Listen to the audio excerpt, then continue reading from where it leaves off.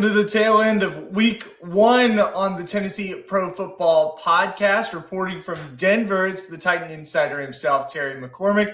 Blaine Kellar joining you here on Main Street Media Television. The Titans fell 20-12 against the Broncos. Terry, it felt like a game that Denver deserved to lose, but Tennessee found a way to deserve it more.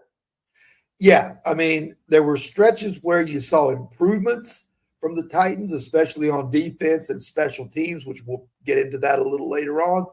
But the offense seemingly, much to the chagrin and impossible belief, went backwards from 2024 at times, and that's just hard to fathom. We're going to talk about Cam Ward's debut as the number 1 overall pick, how he performed in Denver. Talk a lot about Brian Callahan, his play calling decisions throughout this season opener. There's a lot to unpack, and we'll do that on the other side of this break. First, wanted to let you know that we are brought to you by the Mint Gaming Hall. Circus Sports, the largest sportsbook in Kentucky, is now open for business at the Mint Gaming Hall in Franklin, Kentucky. With an 80-foot sportsbook screen and stadium-style seating, the Mint is the place to be to watch Titans football, college sports, or any other professional sporting event. The Mint and Circus Sports are proud sponsors of the Tennessee Pro Football Podcast. We'll continue to shout them out as we continue our show on the other side of this break.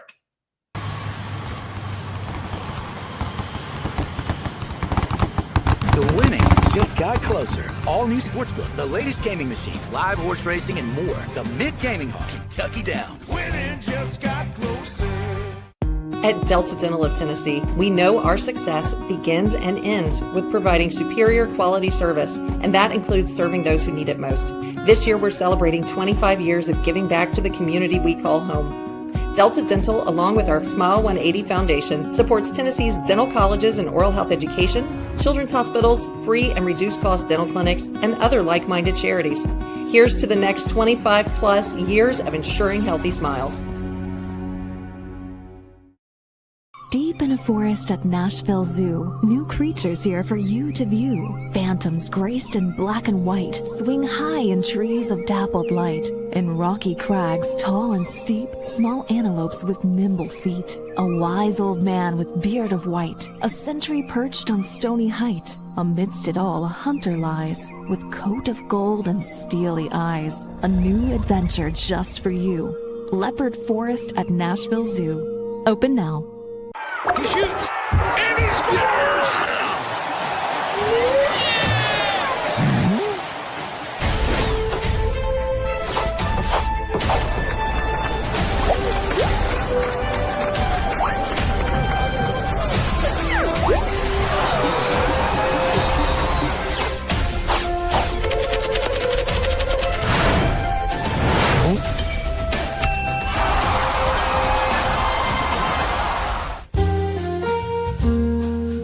Welcome to the Omni Nashville Hotel.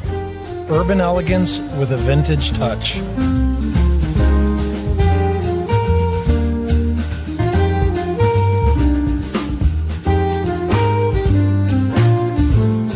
Our 800-room hotel opened up in the fall of 2013 with 746 guest rooms and 54 suites. If you want the latest in weather conditions, be sure to tune in to our Busy Bee Plumbing weather report each weekday on Mornings on Main Street.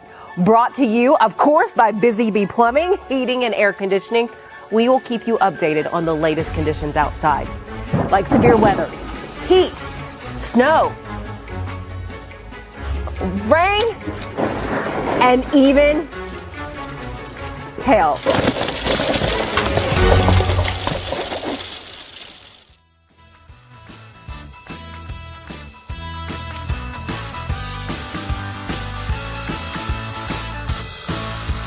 Back in on the Tennessee Pro Football Podcast, time to recap the Titans' 20-12 loss, the season opener in Denver. Terry, we'll start with your takeaways, then I'll share a couple of thoughts as we roll along in our second segment.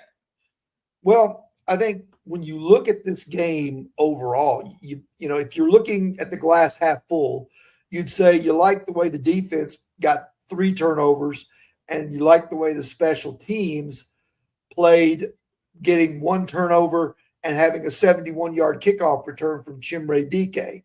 Those areas vastly improved over what we saw for most of the year last year. The defense last year struggled to get takeaways.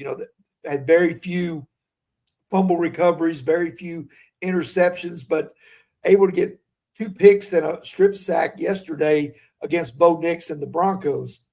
Certainly very encouraging. And if you're looking at the glass half empty, you've got to wonder why so many penalties again, because that was a point of emphasis this offseason to corral that and get it fixed.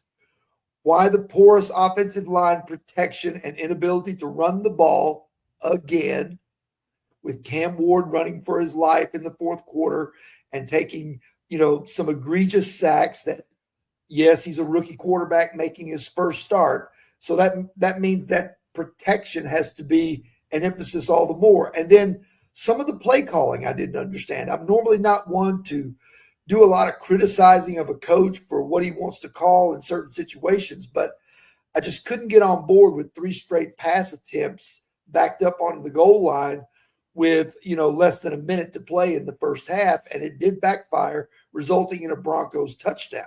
So lots and lots of things still wrong with this Titans team, and there's certainly plenty of blame to go around. As far as Cam Ward's debut, the numbers aren't pretty. 12 of 28, 112 yards, no touchdowns, no picks, 1 lost fumble at the end of the game, which really it doesn't matter because, it was pretty much, desperation time at that point. But I didn't think his receivers stepped up to help him very much. I didn't think the offensive line stepped up to help him very much. And I didn't think that the play calling stepped up to help him very much. I imagined at one point Will Levis watching this game on his couch while, taking a break from his rehab and probably, cracking a smile and going, yep, that looks familiar. Yeah, I spent all of last night trying to think of an analogy, and Terry, you actually helped me with this before we came on to the show. Titans went 3-14 last season. It was a stinker. They made a mess. And throughout all this offseason, drafting Cam Ward, trying to correct their sins from a year ago with losing the turnover battle, with poor offensive line play, with penalties, and all of those things plaguing them. They start the season, the preseason in week 1 with hope, and we'll call that hope a candle. They lit a candle to cover their stink for a quarter and a half, maybe 2 quarters until the 2-minute warning.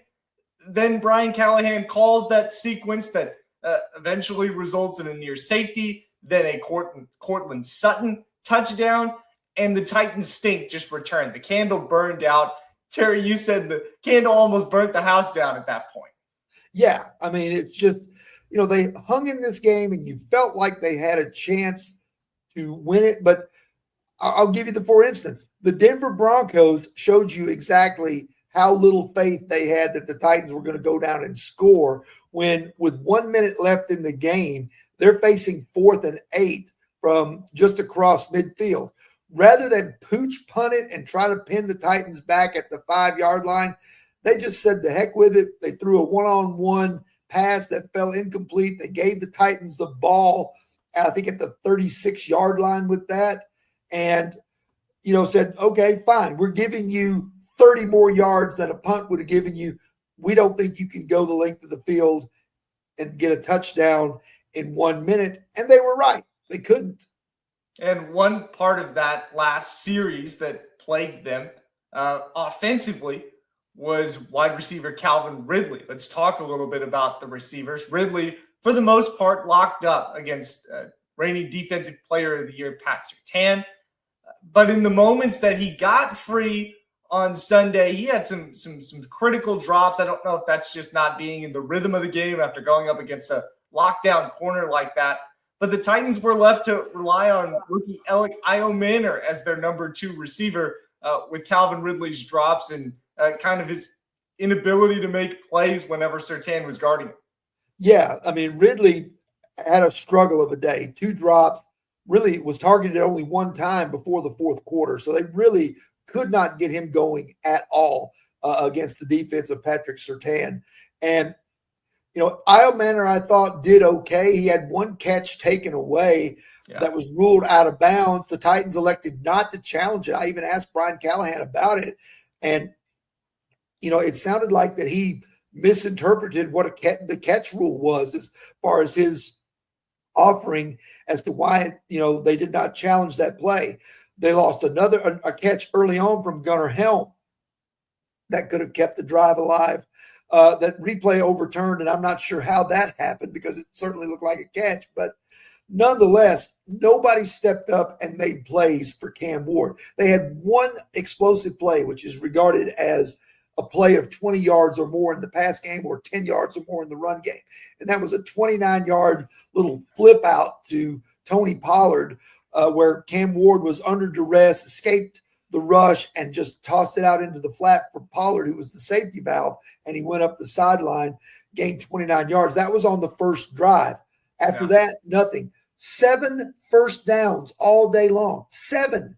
That's the lowest total that I can find in a game for the Titans since sometime in 2006 against Jacksonville. So, that is just – you're not going to win a lot of games no matter how many takeaways you get if you can't put drives together and you can't get explosive plays. And, if you can't do that, you can't make the other team pay for the mistakes that they make. That pass to Tony Pollard was Cam Ward's first attempt of the game, too. It came on that opening drive. It was the first pass that he attempted. Again, Ward went 12 of 28 for 112 yards. He was sacked 6 times. And I go back to that Io Manor pass that wasn't challenged because it was one of the few times that the Titans really tried to challenge the secondary of Denver. How much different do things go if that play is overturned and Io Manor's elbow or his shoulder is touching the ground, constituting as a catch per the NFL rulebook?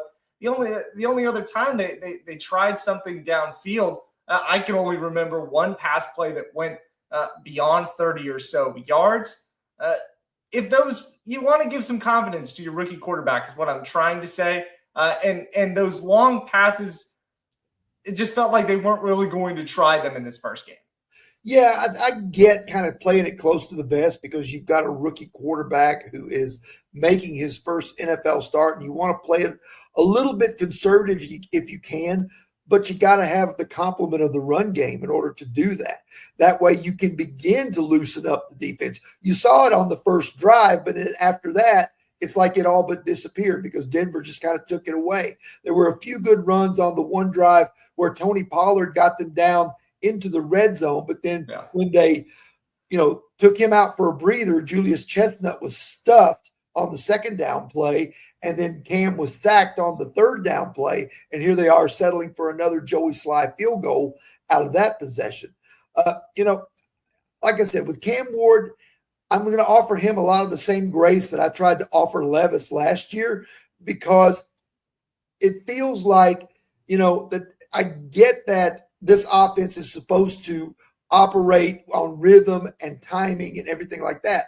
But when the pass rush is so fierce like it was in the second half, it's hard to think about timing and rhythm when you're running for your life. Brian Callahan has had success with this offense in Cincinnati, in Denver, in Detroit, but he also had high-level quarterbacks running it. He's running the Dollar General generic brand version of it right now because he tried it with Will Levis, who had half a season's worth of starts under his belt, and now he's trying it with Cam Ward, who may get it in time if they can keep him in one piece long enough for him to learn it, and they can improve the playmakers around him. I don't put this on Cam Ward. I'm absolving him of, 98% of what went wrong yesterday. The sacks and the intentional grounding are partially on him because, he has the ball in his hands, but it's also on the fault of the offensive line and in the situations that they allowed themselves to get in, with second and long, third and long, those sorts of things.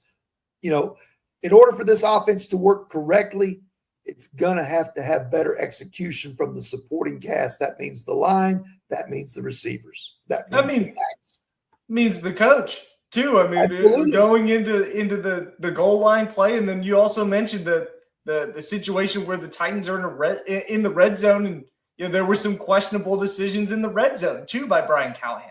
Sure, and I understand that in that type of game where it's 1 or 2 points back and forth for most of the game, and points are at a premium, he wanted points. But there was one play where they had 3rd and 2 in the red zone. They bring in 2 extra offensive linemen. They brought in Corey Levin and Blake Hance, had a 7-man offensive line.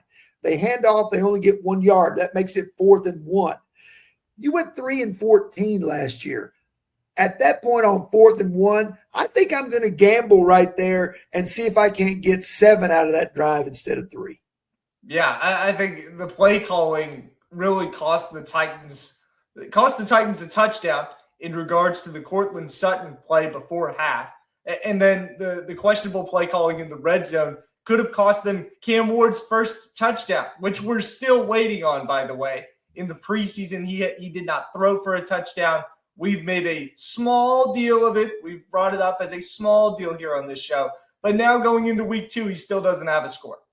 Well, when I watched them in training camp practices and in the joint practices with the Falcons, you could tell that the red zone seemed to be an area where this offense seemed to bog down.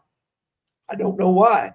It bogged down with Cam Ward. It bogged down with Brandon Allen. If you want the honest truth about it, in the one day that they worked with against the Falcons on red zone stuff, Trevor Siemian looked the most well-versed on those short type passes. I know that that's probably, just kind of out of the blue, but I think the red zone is an issue for this team right now.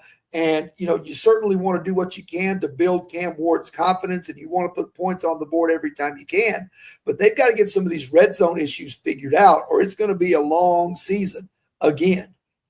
And I mean, just felt like that long season wasn't, this first game was an extension of the long season last year, specifically with the penalties, specifically with the offensive line play, which I thought was a surprise. Dan Moore struggled at times. J.C. Latham, who ended up exiting with a hip injury, he struggled as well. Kevin Zeitler had an uncharacteristic penalty. Well, that was surprising. I felt like to see the offensive line have the same old sins.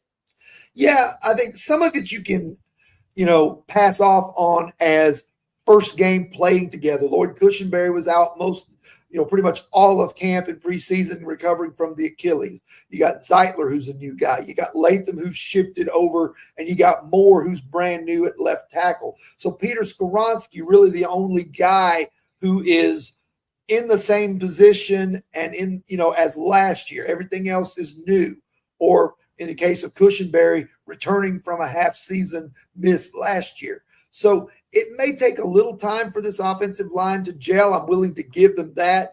But you got to be better than they were yesterday, especially in obvious passing situations. And then once Latham exited and Oli Udoh came in, it was Katie bar the door. That's when the back-to-back sacks occurred. The first one partially on Cam Ward because he tried the backpedal and spin, that we used to see from Malik Willis that never worked. And he took a 16-yard loss. And then the next play, they just teed off on him. He never had a chance with an 11-yard loss. The penalties, that's every unit: offense, defense, special teams. Special teams probably a little better than most. But offense and defense, critical penalties at critical times. Jarvis Brownlee, keep your hands off the receivers past 5 yards. Yeah, I mean, you said it perfectly there, Terry. And I think one more note before we take it to our second break. One fun one, one not so fun one for Titans fans. First, we said it before we started here. Oli Udoh did a really good Nicholas Petit-Frere impression with those back-to-back sacks against Denver. And then mentioning in passing that the special teams, frequently a topic on this show, were better from the Titans. They even had a takeaway on special teams, but in that came the back-to-back sacks that got them out of field goal range. And again, another missed opportunity by this offense. 20-12, the final in Denver. We're going to take one more break here on the Tennessee Pro Football Podcast. Our stock report is next.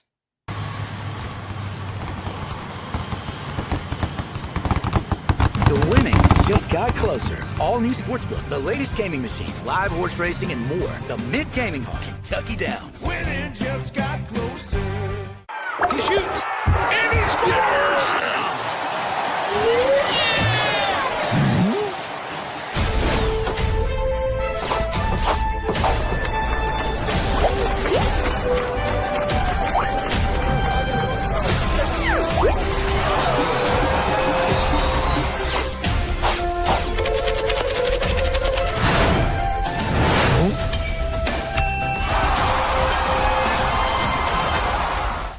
At Delta Dental of Tennessee, we know our success begins and ends with providing superior quality service, and that includes serving those who need it most.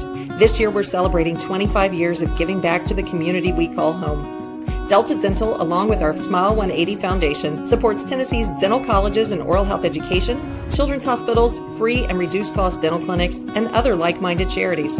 Here's to the next 25 plus years of ensuring healthy smiles. Deep in a forest at Nashville Zoo, new creatures here for you to view. Phantoms graced in black and white swing high in trees of dappled light. In rocky crags, tall and steep, small antelopes with nimble feet. A wise old man with beard of white, a sentry perched on stony height. Amidst it all, a hunter lies, with coat of gold and steely eyes. A new adventure just for you. Leopard Forest at Nashville Zoo. Open now.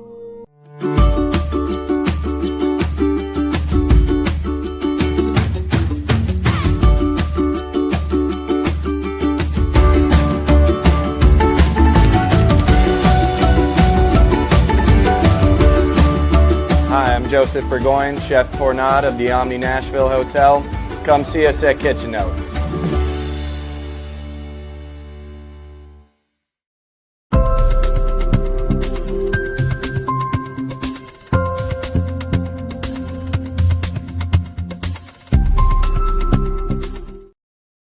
Before we jump into our Titans stock report, want to remind you that you have one final chance to catch live horse racing at the Mint Gaming Hall and Kentucky Downs, September 10th. That's Wednesday when we're recording here. You can feel the excitement of live horse racing on the track in Franklin, Kentucky. Admission is free. Kentucky Downs and the Mint are proud sponsors of the Tennessee Pro Football Podcast. We'll start with stock up, Terry, because there are fewer there than the downside from week one. All right, my stock up. I got two of them. One, and can't believe I'm saying this, but kudos to them. Special teams. That's refreshing. Chimere Dike in his first NFL game, the longest kickoff return for the Titans in 7 years. Wow. That positive play set up a field goal attempt that Joey Sly nailed on the final play of the half. It came, like I said, with 6 seconds left. So quite the big play right there, something that Titans fans are totally unaccustomed to. And then the other thing, I got to give some credit to Denard Wilson. The outside of Jeffrey Simmons and Tavondre Sweat, who had a nice fourth down stuff there late in the game to give the Titans one final chance. I think outside of those two guys, the defense played better, than a lot of people, than the sum of its parts, shall we say, because, they were able to get some pressure on Bo Nix. They were able to get 3 turnovers, 3 takeaways, which, you don't often see that. That was a month's worth of takeaways last year for this team. So kudos to them. Those are my stock ups. Yeah, DK's kick return really rectified that poor sequence of the play calling and the touchdown that Denver had.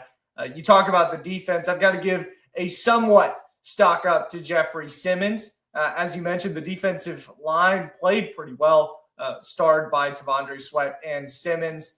Simmons had a forced fumble. He had a couple of pressures. He played pretty well in the interior defensive line. He did have the boneheaded penalty at the end of the game that extended the Denver drive and took less time away from Cam Ward for a potential tying drive there at the end. So that's why we've got a somewhat stock up as opposed to an entire one. It was a little bit of a return to form for Simmons until it wasn't. you're saying that it's slanted kind of at a 45-degree angle. Yeah, there. yeah. I'm not going the full 90, but I'll go 45 for now. Stock down. Who you got? Stock down. Everybody who had penalties, Jarvis Brownlee, Jeffrey Simmons, the offensive line, everybody who had penalties, 13 of them for 131 yards. They only had 133 yards of total offense. That's a net of two. And that's the ones that got accepted. There were some that Denver declined. Exactly, or it would have been negative. And then I'm going to give stock down to the play calling. I just didn't think it was up to snuff yesterday, especially on that sequence backed up at the goal line. And then I'm going to improvise here and give you one more. I'm giving them a stock down in the way they handled L'Jarius Sneed. Yeah. Brian Callahan told us after the game he was on a pitch count of 20 to 25 snaps. He played 19 that we counted. They used them all up in the first half, and Sneed was begging to go back in the game in the second half, but they didn't do that. So I don't know if that's the medical staff that told them they couldn't do that, but if it was, they should have managed his load a little better to have had him available for some duty in the second half, in my opinion. Yeah. Do you think they should have done, closer to 10-10 or 11-9 for each half? Is it tougher for a cornerback to get into a flow like that, though, whenever you're coming off of 11 months without playing? Yeah, I mean, that may be what it is. It may be tough to get in a rhythm after you've been standing on the sidelines. But basically what it was in the first half, he'd play a series or two and then come off for a couple of series, and Darrell Baker would go in. And then they put him back out there. But once his snaps were up, he stood on the sideline for the entire second half. The Titans, funnily enough, may need L'Jarius Sneed more next week with Jarvis Brownlee Jr. having a late injury. Darrell Baker left for a play. He returned, but the defensive back suffered a few nicks and bruises in Denver. Yeah, and Puka Nacua coming to town is not news in that situation. Blaine, what do you got as your stock down? Yeah, I'm just going to give the supporting receivers as a whole. Calvin Ridley, I think you can give a little bit of an excuse to. This guy's proven it year in, year out that even with the slow start, let's say like last year, he can still show up, a couple of weeks in and prove that he is a top end receiver for the Titans. Tyler Lockett has 7 games now in his career, Terry, 7 where he does not have a reception. Yesterday was the 7th. So just really surprising. I mean, I know there wasn't the highest of expectations considering the circumstances around Lockett and his age and leaving a situation he's so familiar with. But I was shocked to see him get 1 target, 0 catches on the day. Van Jefferson, who lost his presumed starting spot to Alec Io-Manor, had nothing, zeros across the board. Bryce Oliver was the 3rd quote-unquote receiver. Chikakongro, Calvin Ridley, Alec, and Bryce Oliver are the top receivers for this team in week 1. That's just not a good look. No, and a lot of those guys are young and inexperienced, like Io-Manor, DK, Gunnar Helm. They should get better as the season goes on, but they're certainly starting out toward the bottom the way everything looked yesterday. Yeah, I'd like to see them play well in week 8, 9, 10, 11. I don't know if you'd want to see them relied on so heavily in week 1. And that's our closing thought here on the Tennessee Pro Football Podcast. Thank you so much for joining us. Stay tuned to Titan Insider for all the content you need going into week 2. We'll see you back here, same time, same place next week.